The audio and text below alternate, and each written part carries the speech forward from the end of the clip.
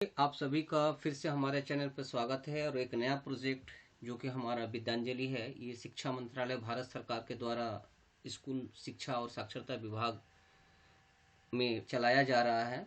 और इसके बारे में हम लोग कुछ बात करते हैं, फिर इसमें कैसे काम करना होगा इसके बारे में बात करते हैं। और हम लोगों जो काम करते हैं, हम लोग कोई भी काम तो बहुत आराम से कर लेते हैं, लेकिन जब हमें उस चीज के बारे में विस्तृत रूप से बताना होता है तो कई लोग हम लोग उसको बताने में असमर्थ हो जाते हैं। और असमर्थ रहने का सबसे बड़ा कारण है कि हम उस चीज के बारे में कभी भी डिटेल से जानकारी नहीं लेते हैं। तो अभी जो विद्यांजलि प्रोग्राम के बारे में मैं आपको जो बताऊंगा, ये मैंने बहुत ही कम शब्दों में बनाया है और बनाने के बावजूद भी थोड़ा सा जो विशेष चीज है वो इसमें बताया गया है। तो सभी से रिक्वेस्ट होगा कि कृपया करके वीडियो को अंत तक देखिएगा और जो बातें बताई जा रही है इसको कृपया करके सुनेंगे, और ताकि आप जो कार्यक्रम चलाएंगे उसमें भागीदार रहेंगे और आप उसके सारे चीज़ों को विस्तृत रूप से जान पाएंगे। तो जैसा कि हम लोग देख रहे हैं, विद्यांजलि प्रोग्राम का है ये, और ये भारत सरकार के द्वारा चलाया जा रहा है। यहाँ पर क्या है, तो ये प्रत्येक नागरिक के लिए एक आह्वान है। किस चीज का आह्वान है? तो विद्यांजलि कार्यक्रम माननीय प्रधानमंत्री श्री नरेंद्र मोदी जी द्वारा सितंबर 2021 में शुरू किया गया है। विद्यांजलि स्कूल शिक्षा और साक्षरता विभाग के तहत शिक्षा मंत्रालय भारत सरकार का एक अनूठा स्कूल स्वयंसेवी प्रबंधन कार्यक्रम है। कार्यक्रम समुदायों और संगठनों एवं स्वयंसेवियों को शहरी और ग्रामीण भौगोलिक क्षेत्रों में स्थित स्कूल से जुड़ने का अवसर प्रदान करती है। इस पहल का उद्देश्य क्या है? तो इसका मुख्य उद्देश्य जो है छात्रों के समग्र विकास और स्कूल अवसंरचना में सुधार की दिशा में निजी क्षेत्र के योगदान को सक्षम बनाकर स्कूली शिक्षा की गुणवत्ता में सुधार और सरकारी सहायता प्राप्त स्कूलों की अवसंरचना को मजबूत बनाता है। मतलब आपके विद्यालय को विशेष सहयोग देने के लिए विद्यांजलि प्रोग्राम चलाया जा रहा है। अब हम लोग आगे चलते कि इसमें करना क्या है, कैसे है। तो विद्यांजलि योजना, जैसे कि कई हमारे लोग होते हैं समाज में जिनको पढ़ाने का मन है, लेकिन चूंकि उनके पास में बहुत सारे डिग्रियां नहीं है, या फिर पढ़ाने के लिए जो हमारे पास एक नौकरी होना चाहिए, या फिर उसके लिए और भी बहुत सारे एलिजिबिलिटी की क्राइटेरिया है जो हमारे पास नहीं है। लेकिन इसके तहत कोई भी आदमी एक शिक्षक बन के पढ़ा सकते हैं। तो कैसे पढ़ाएंगे, क्या होगा? देखिए, विद्यालय स्वयं सेवी कार्यक्रम मतलब स्कूल सेल्फ सेवी प्रोग्राम मौलिक रूप से विद्यांजलि योजना मानव संसाधन विकास मंत्रालय द्वारा प्रारंभ किया गया एक विद्यालय स्वयं सेवी कार्यक्रम है, जिसका उद्देश्य सरकारी विद्यालयों में निजी क्षेत्रों एवं समाज की मदद से शिक्षा की गुणवत्ता को सुधारना है। चाहे आप एक सेवा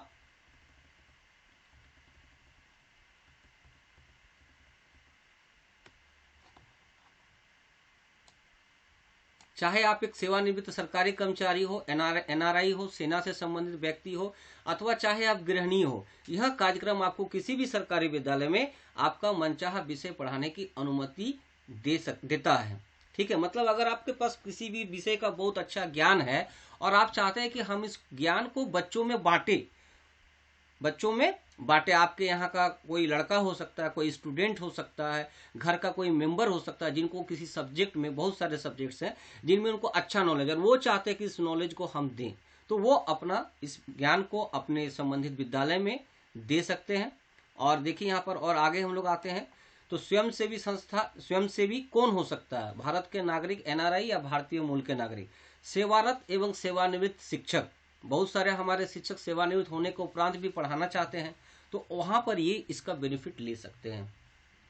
सेवारत और सेवानिवृत्त वैज्ञानिक, सरकारी अर्ध सरकारी अधिकारी, सेवानिवृत्त सशस्त्र बल के जवान, स्वनियोजित और वेतनभोगी प्रोफेशनल, शिक्षण संस्थानों के पूर्व छात्र और गृहिणियां।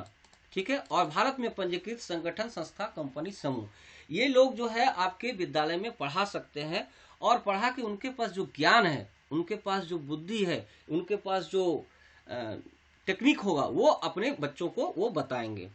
आगे हम लोग आते हैं विद्यांजलि योजना का लक्ष्य। तो इसका मुख्य लक्ष्य क्या है?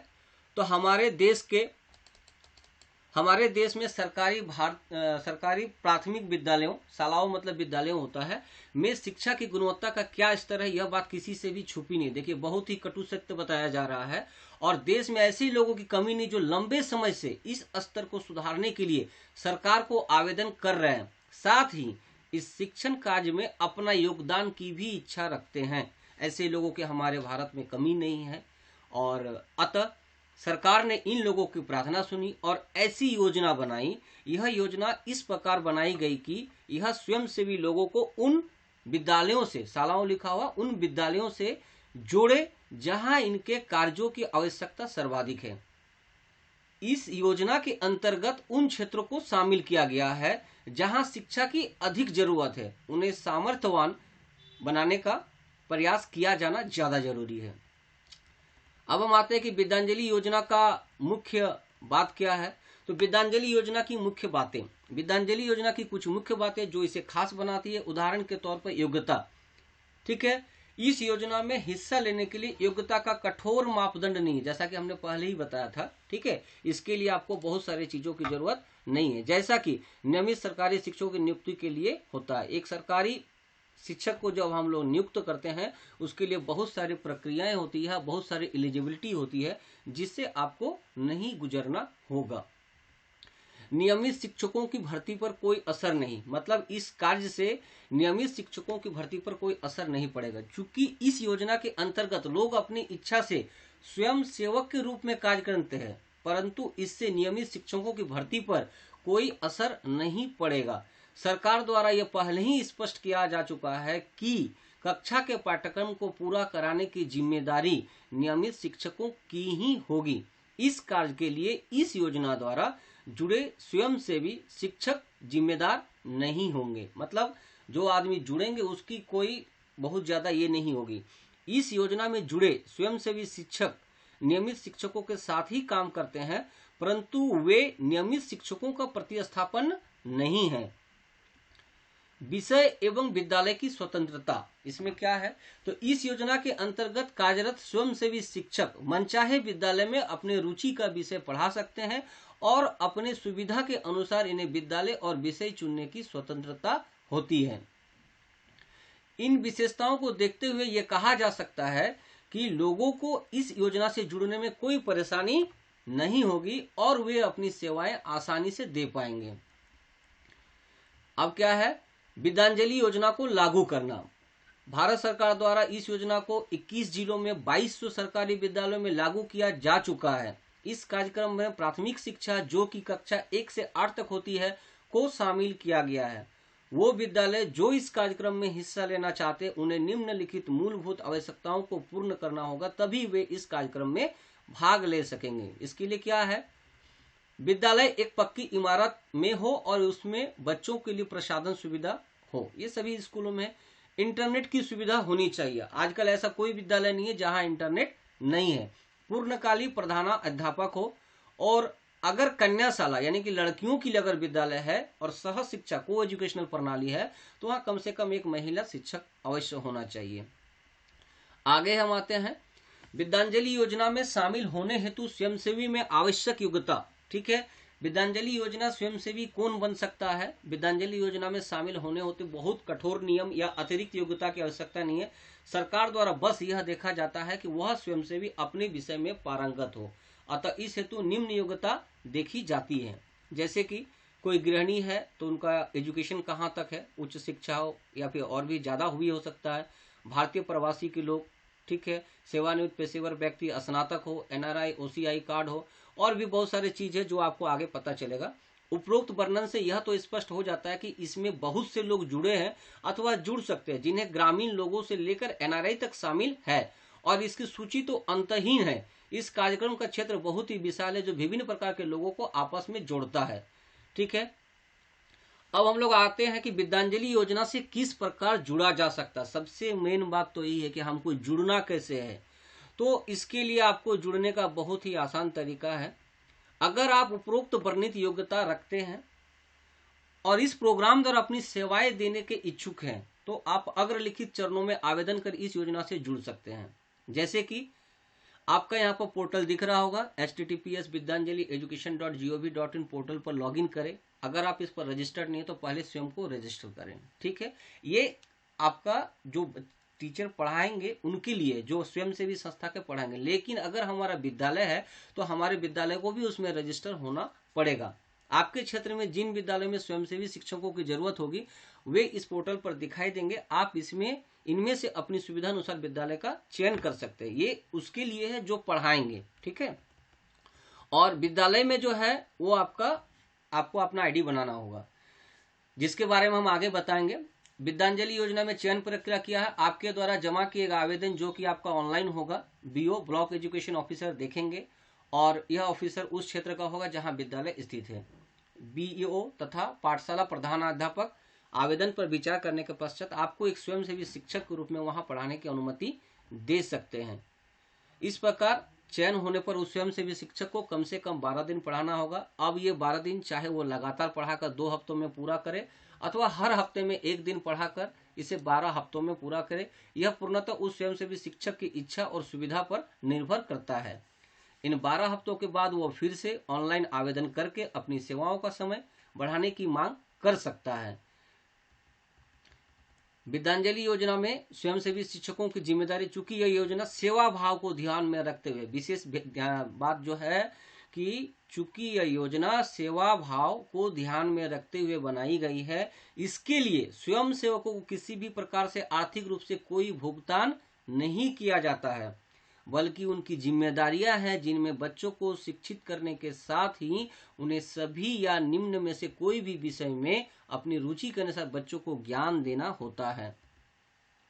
अब सब्जेक्ट्स क्या क्या हो सकते हैं, तो लोगों के सामने अपने विचार व्यक्त करने की कला, अभिनय, सृजनात्मक और रचनात्मक हस्तलेखन की कला, संगीत, नृत्य एवं अन्य रचनात्मक गतिविधियां जो कि हमारे पोर्टल पर भी दिखेगा, खेल कूद या कोई अन्य मनोरंजक गतिविधि, कसरत, योग और कोई अन्य स्वास्थ्य संबंधी गतिविधियां, शैक्षणिक और पेशेवर जीवन के लिए काउंसलिंग करना आदि।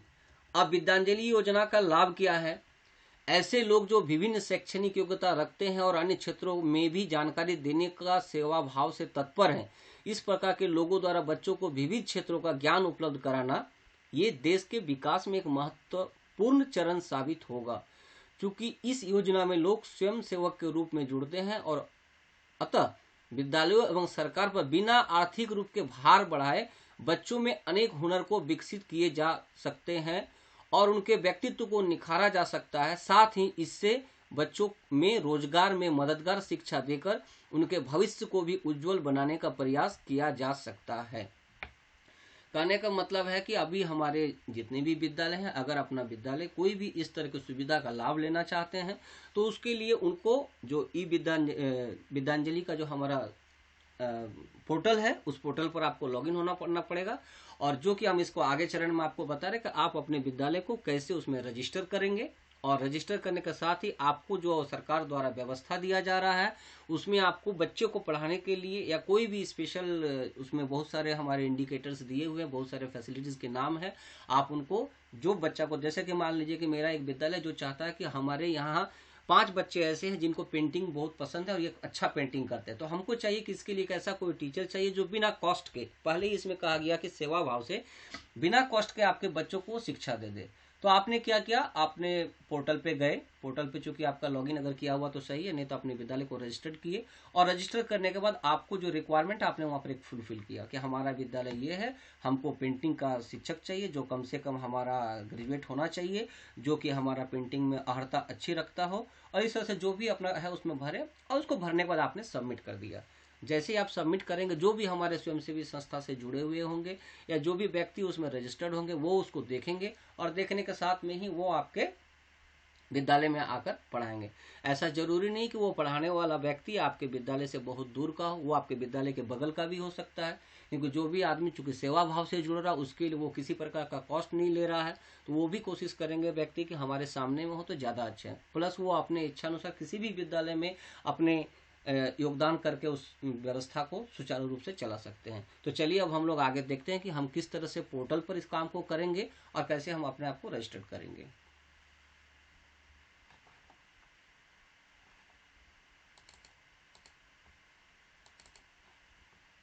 ज़्यादा समय नहीं गवाते हुए हम लोग देखते हैं कि ऑनलाइन में हम लोग को विद्यांजलि प्रोग्राम पे कैसे काम करना है।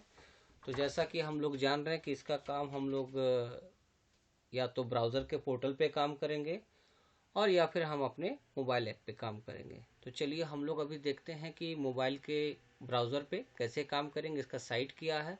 तो बहुत आसान है। सबसे पहले हम लोग अपने मोबाइल के ब्राउज़र पे चले जाएंगे या अपने सिस्टम के ब्राउज़र पे चले जाएंगे और फिर हम लोग यहाँ पर जाके गूगल, जो हमारे पास अवेलेबल है सभी के पास, बहुत आसान प्रक्रिया, कोई भी ऐसा कठिन प्रक्रिया नहीं है। google.com में चले जाएंगे और यहाँ पर जाके हम अपने प्रोग्राम जो है, ठीक है, जैसे कि क्या है ये विद्यांजलि वाला, तो हम लोग यहाँ टाइप करेंगे जस्ट विद्यांजलि पोर्टल लॉगिन, है ना, पहला में ही आपको आ गया। अब यहाँ पर क्लिक करेंगे, विद्यांजलि पोर्टल लॉगिन आपका आ गया, पहला आपका स्क्रीन पर दिख रहा है। ठीक है, हमको किसको लॉगिन करना है, तो सबसे पहले हम लोग क्या करते हैं, मेन साइट को खोलते हैं। तो हम लोग यहाँ जो पहला दिख रहा ऑप्शन, इस पर हम लोग क्लिक करते हैं। क्लिक करने पर हमारे पास कुछ इस तरह का स्क्रीन आएगा, जैसा कि आप लोग अभी देख रहे हैं, ये आपके पास में भी सेम आएगा। अब देखिए यहाँ पर क्या है कि वॉलंटियर है, ठीक है, वॉलंटियर है, स्कूल है, और यहाँ पर आपका है देखिए new registration, new user registration, दाहिने साइड में welcome to Vidyanjali a school programme, a school volunteer programme. तो हमको यहाँ पर करना क्या है, स्कूल का रजिस्ट्रेशन करना है। सबसे पहला काम हमारा होता है कि स्कूल का रजिस्ट्रेशन। तो स्कूल का रजिस्ट्रेशन कैसे करेंगे, तो जैसा कि आप यहाँ पर देख रहे हैं कि स्कूल रजिस्ट्रेशन एक ऑप्शन है, इस पर हम लोग यहाँ पर क्लिक करते हैं। क्लिक करने पर हमारे पास कुछ इस तरीके का पेज आएगा और इस पेज में हमें मात्र अभी 2 इन्फॉर्मेशन देना है, जिसमें हमारा पहला है हमें अपने स्कूल का डाइस कोड देना पड़ेगा, जो कि हमने यहाँ पर दे दिया। और आप यहाँ देखिए कैप्चा मांगा जा रहा है, जो कि आपके राइट साइड में यहाँ पर आपके स्क्रीन पर यहाँ पर देखिए दिख रहा है। हम यहाँ पर क्या करते हैं, इस कैप्चा को देते हैं। ठीक है, कैप्चा को देने के बाद हम लोग यहाँ पर सबमिट ऑप्शन में क्लिक करेंगे। सबमिट ऑप्शन पे जब हम क्लिक करेंगे तो थोड़ी देर बाद हमारा स्कूल का डिटेल यहाँ पर आ जाएगा, जैसा कि अभी आप स्क्रीन पर देख रहे हैं कि इस स्कूल का डाइस कोड, स्कूल का नाम शो कर रहा है। ठीक है, चलिए हम यहाँ पर स्क्रीन को थोड़ा सा नीचे कर लेते हैं ताकि, या ऊपर कर लेते हैं ताकि आपको आराम से सारा इन्फॉर्मेशन दिखाई पड़े।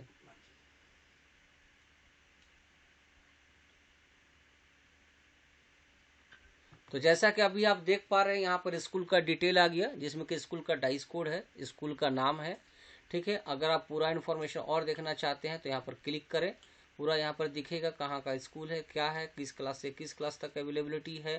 ठीक है, और आप यहाँ पर ध्यान देंगे कि head of school mobile number आपका दिया हुआ है, रेस्पोंडेंट मोबाइल नंबर दिया हुआ है, यूडाइस कोड स्कूल का यूजर मोबाइल नंबर वो भी दिया हुआ है, यानी कि जो मोबाइल नंबर दिया हुआ है उसी नंबर पे हमारा ओटीपी जाएगा, और हम दूसरा नंबर देंगे तो उसमें भी जाएगा। लेकिन हम लोग यहाँ पर क्या करते हैं कि जो यहाँ पर नंबर है हम लोग इसी पे देते हैं।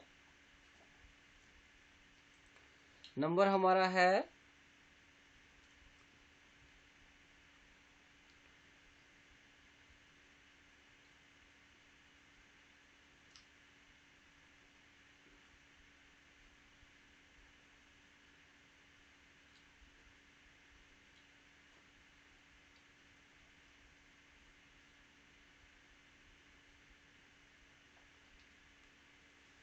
हम लोग एक बार यहाँ पर क्या करते हैं कि अपना कोई दूसरा नंबर देकर ट्राई करते हैं कि इसमें हमारा होता है या नहीं। तो जो कि कई लोगों ने हो सकता है कि नंबर चेंज कर लिया हो मे बी, तो हम सबसे पहले क्या करते हैं, एक दूसरा नंबर देकर ट्राई करते हैं उसी शिक्षक का, क्या कि आजकल बहुत सारे नंबर सभी लोग रखते हैं।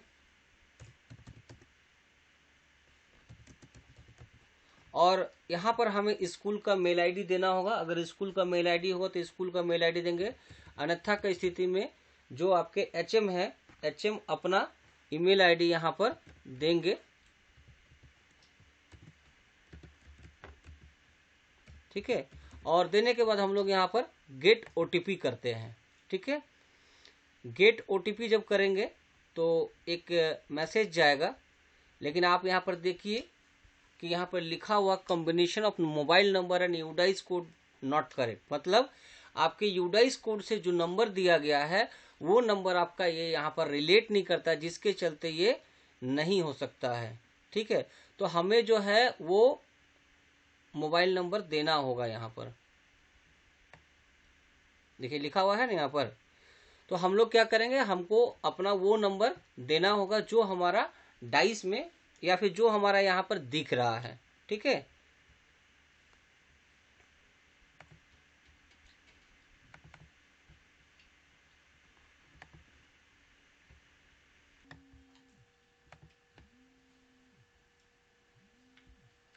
तो जैसा कि हम लोग देख रहे हैं कि यहाँ पर उस नंबर से हमारा नहीं लिया, तो हमारा जो यहाँ नंबर दिया हुआ हम उसी नंबर को यहाँ पर देते हैं।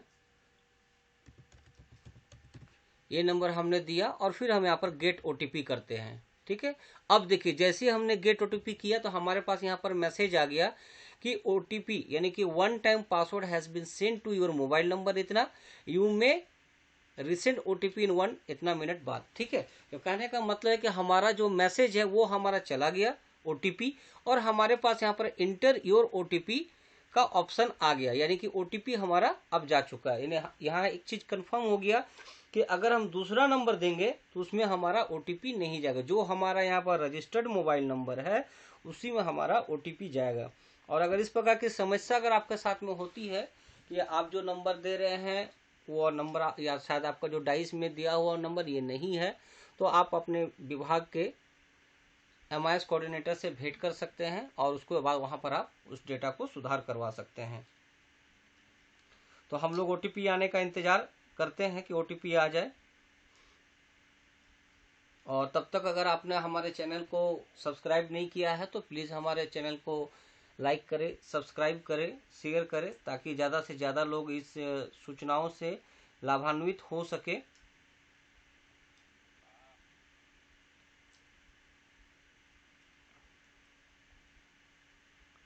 और उस चीज़ के लिए हम लोग क्या करेंगे यहाँ पर कि जो भी हमारा सूचना है वो हमको यहाँ पर भरना होगा। और जैसा कि हम लोग देख रहे हैं कि हमारे पास ओटीपी प्राप्त हो चुका है और हमारा ओटीपी का जो नंबर आया है वो हम यहाँ पर भरेंगे।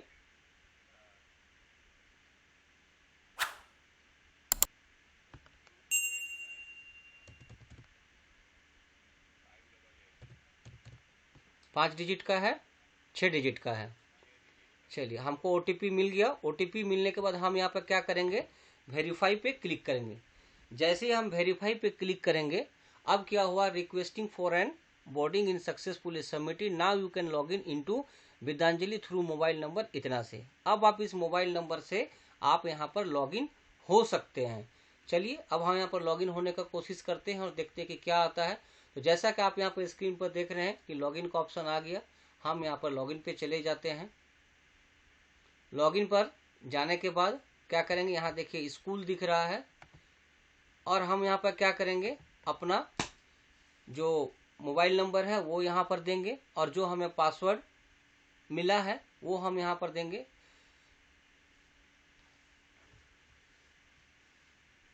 तो जैसा कि हमारा करने के बाद हमारे पास एक पासवर्ड आना चाहिए।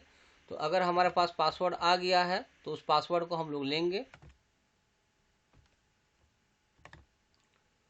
तो जैसा कि हम लोग यहाँ पर देख पा रहे हैं कि हमारा लॉगिन पेज आ गया। अब हम लोग यहाँ पर क्या करेंगे, चूंकि स्कूल से लॉगिन होना है तो सबसे पहले हम लोग यहाँ पर हम अपना मोबाइल नंबर देंगे। लेकिन आप यहाँ पर ध्यान दें कि यहाँ पर दो चीज़ दिया हुआ है। पहला है कि यूज़ ओटीपी एंड पासवर्ड, यानी कि आप ओटीपी के माध्यम से भी आप इसमें लॉगिन कर सकते हैं। वहाँ पर आपको मोबाइल नंबर या ईमेल आईडी देना होगा जो आपने अभी वहाँ पर दिया था, और यूज़ ओटीपी एज पासवर्ड में क्लिक करेंगे और फिर हम यहाँ पर कैप्चा भर के गेट ओटीपी करेंगे। तो हम इस तरीके से कर सकते हैं।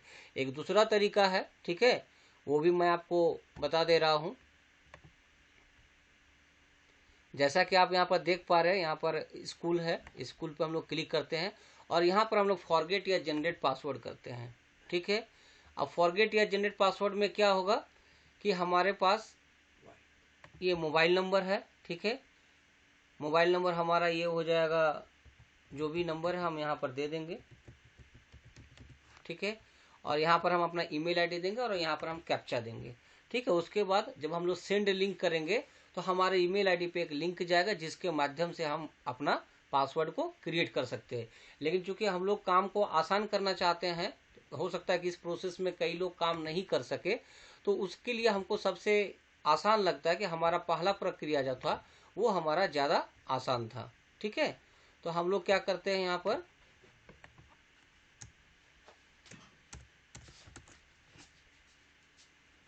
आ गया। फिर से हम लोग यहाँ पर स्कूल पे क्लिक कर देते हैं और हम लोग अपना यहाँ फ़ोन नंबर जो है वो दे देते हैं। बहुत लोग हो सकता है कि मेल को सही ढंग से ना ओपन कर पाए और उसके चलते आपका समय और काम में बाधा उत्पन्न होगा, जिसके चलते आप ये फॉर्मूला अपना सकते हैं। तो हमने यहाँ पर क्या किया, अपना फ़ोन नंबर जो है वो यहाँ पर दे दिया और जो हमारा यहाँ पर कैप्चा है वो हम यहाँ पर भर दे रहे हैं। बाकी अगर आप चाहें तो जो मैंने दूसरा प्रोसेस बताया उसके माध्यम से भी आप काम कर सकते हो। तो हम लोग यहाँ पर क्या करते हैं, गेट ओटीपी करते हैं। गेट ओटीपी करने पर देखिए क्या बता रहा है कि आपका जो फ़ोन नंबर दिया हुआ उस पर एक ओटीपी गया है। अब हम लोग यहाँ पर क्या करेंगे, ओटीपी का आने का इंतजार करेंगे, जो कि जैसा कि नंबर हमारा दिख रहा है। और हम लोग यहाँ पर क्या करेंगे कि फिर से जो ओटीपी हमें मिलेगा, ओटीपी को हम लोग यहाँ पर भरते हैं।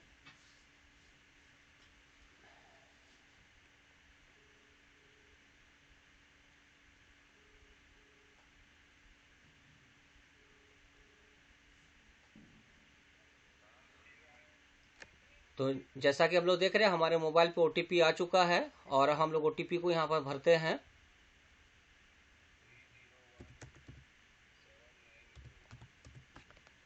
तो हमने यहाँ पर ओटीपी दे दिया। उसके बाद हम लोग यहाँ पर अब साइन इन पे क्लिक करेंगे। कि हम लोग यहाँ पर देख रहे हैं कि हमारा स्कूल का डैशबोर्ड यहाँ पर खुल चुका है और कुछ इन्फॉर्मेशन हमारा इसमें भरना बाकी है। तो जैसा कि आप लोग यहाँ पर देख रहे हैं कि स्कूल का नाम आ गया है, मोबाइल नंबर आ गया है, जो ईमेल आईडी दिया गया वो आ गया, स्कूल का कैटेगरी आ रहा है और किस क्लास से किस क्लास तक का है। अगर अल्टरनेट ईमेल आईडी है तो वो भी दे सकते हैं। स्टेट का नाम आ रहा है, डिस्ट्रिक्ट का नाम आ रहा है, ब्लॉक का नाम आ रहा है। और जैसे कि आप यहाँ पर देख रहे हैं मैंडेटरी और यहाँ पर पोस्टल कोड नहीं दिया हुआ, तो हम क्या करते हैं कि यहाँ पर पोस्टल कोड दे देते हैं और हमारा यहाँ पर पोस्टल एड्रेस भी, यानी कि स्कूल का जो भी हमारा एड्रेस होगा वो हम यहाँ पर दे देते हैं।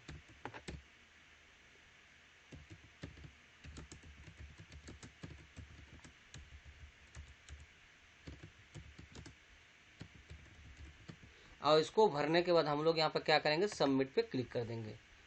ठीक है, सबमिट पर क्लिक करने पर हमारा ये पहला पेज का जो हमारा दिख रहा था वो हमारा काम हो गया। अब हम लोग क्या करेंगे, अब हम लोग यहाँ पर जाएंगे सर्विस एक्टिविटी में। सर्विस एक्टिविटी में जाने पर हमें यहाँ पर मिलेगा न्यू सर्विस और एक्टिविटी रिक्वेस्ट, इस पर हम लोग क्लिक करते हैं।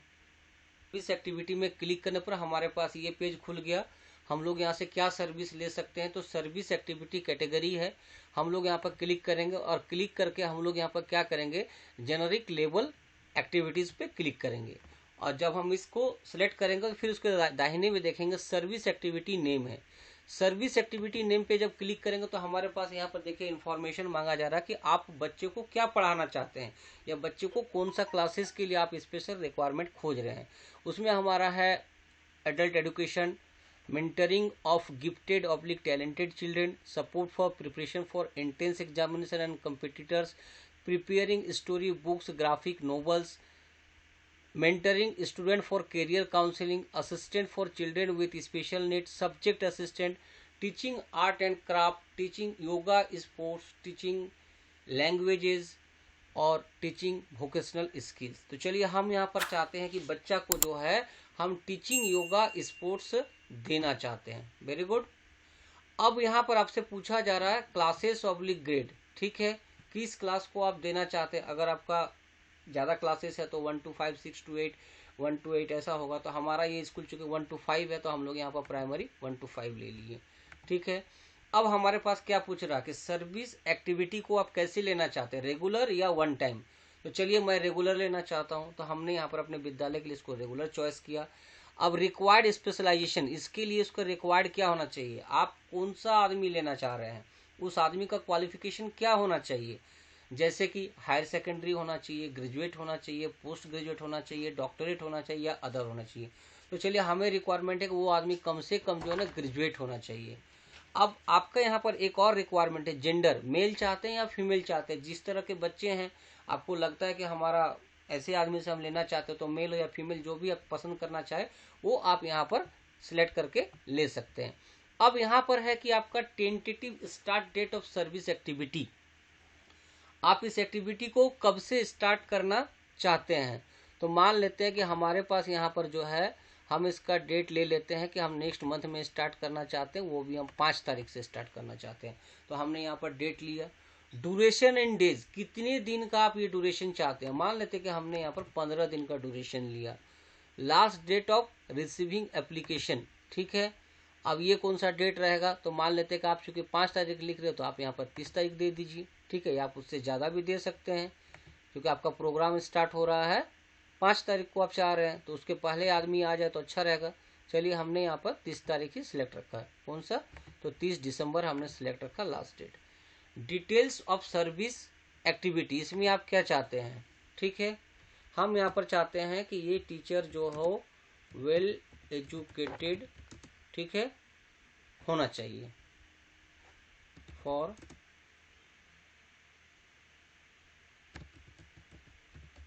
टीचिंग योगा, ठीक है। वेल एजुकेटेड होना चाहिए फॉर टीचिंग योगा के लिए। और in the time of receiving application, आप लास्ट डेट कौन सा लेना चाहते हैं, ठीक है। और उसका टाइमिंग क्या रहेगा, in the time of receiving application. तो चलिए हम यहाँ पर इसका इन द टाइम फिलहाल के लिए जो आ रहा है उसी को सिलेक्ट कर लिया। आप अपने हिसाब से यहाँ पर क्लिक करके भी चेंज कर सकते हैं। आपका विद्यालय मान लीजिए कि 4 बजे तक खुला रहता है या 3 बजे तक खुला रहता है, तो आप उस हिसाब से भी रख सकते हैं। चलिए हम यहाँ पर क्या करते हैं, चूँकि आपका विद्यालय 3 बजे बंद होता है तो आप 2 बजे रखिए, ठीक है। और इसको हम यहाँ पर ओके कर देते हैं। उसके बाद आप यहाँ पर क्लिक करेंगे और क्लिक करने के बाद आप यहाँ पर नीचे जाएंगे और यहाँ पर आप इसको सबमिट कर दीजिएगा। जैसे ही आप ये सबमिट कर दीजिएगा, आपने जो इन्फॉर्मेशन आप जो चाहते हैं कि मेरे पास ये टीचर आए, उसका इन्फॉर्मेशन आपको वहाँ पर चला जाएगा।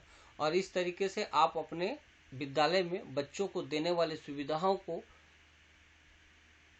ऑनलाइन माध्यम से ले सकते हैं और बच्चों को सुविधाएं दे सकते हैं।